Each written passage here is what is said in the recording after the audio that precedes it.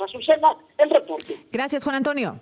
Muy buenos días. Bueno, y varias instituciones, organismos han encendido las alertas respecto a la violencia, pues a la violencia electoral, que estamos registrando en lo que llevamos de este periodo de precampañas, de intercampañas. Todavía no entramos formalmente a las campañas, inician el 1 de diciembre y ya por lo menos han sido asesinados 10 aspirantes a algún puesto de elección popular de todos los partidos políticos, ¿eh? Entonces hay alertas encendidas respecto a qué puede pasar a partir del 1 de marzo cuando arranquen formalmente las campañas en todo este contexto de violencia. Ya escuchábamos al obispo Salvador Rangel decir, bueno, pues estamos intentando negociar con los criminales para que se establezca la paz en Guerrero y así en muchas partes del territorio donde finalmente pues ellos deciden, los criminales, y ellos tienen el control. El Colegio de México analizó justamente el comportamiento de la violencia electoral en los últimos años aquí en el país a través de un estudio. Se presenta como un libro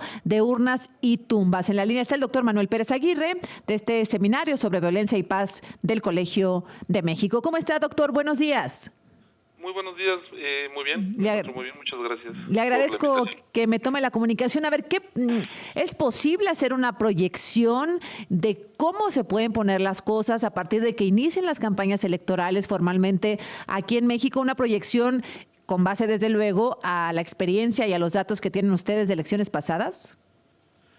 Como tal, una proyección, ¿no? Es decir, no podemos establecer con toda seguridad cuántos muertos va a haber o una situación así, pero lo que sí podemos decir es que es un fenómeno creciente.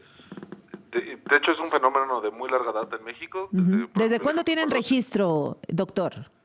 Nosotros nos enfocamos en este estudio a la elección de 2021. 2021. Pero hay otras instituciones como Data Cívica que llevan un conteo de por lo menos los últimos 6 años. ¿Y podríamos decir que va en ascenso esta violencia política, esta violencia electoral? Sí, claramente. O sea, no solo la violencia electoral, sino violencia contra ambientalistas y otro tipo, ¿no? Enfocándonos ya en la violencia la violencia que busca modificar resultados electorales, que es la violencia electoral, sí encontramos también una tendencia creciente, ¿no? ¿Y qué significa, digamos, de qué año a qué año podríamos decir que tenemos 2018 a 2024? ¿Qué porcentaje de incremento tendría esta violencia? ¿Y lo miden básicamente a través de atentados y asesinatos? No, bueno, nosotros nos enfocamos en el estudio a solo la elección de 2021 y fuimos muy cuidadosos porque aparte la violencia electoral incluye muchísimas formas, ¿no? Puede ser amenazas por Twitter, puede ser violencia verbal, puede ser agresiones físicas, etcétera, ¿no? Nosotros nos enfocamos directamente a la violencia letal, es decir, a los asesinatos a candidatos. Eso nos hizo tomar como una serie de decisiones. Por ejemplo, nosotros no incluimos al homicidio de Aristóteles Sandoval porque él dijo que no quería ser candidato, que no estaba aspirando, ¿no? Correcto. Entonces nosotros nos enfocamos nada más a una pequeña muestra, la cual estudiamos con muchísima profundidad, ¿no?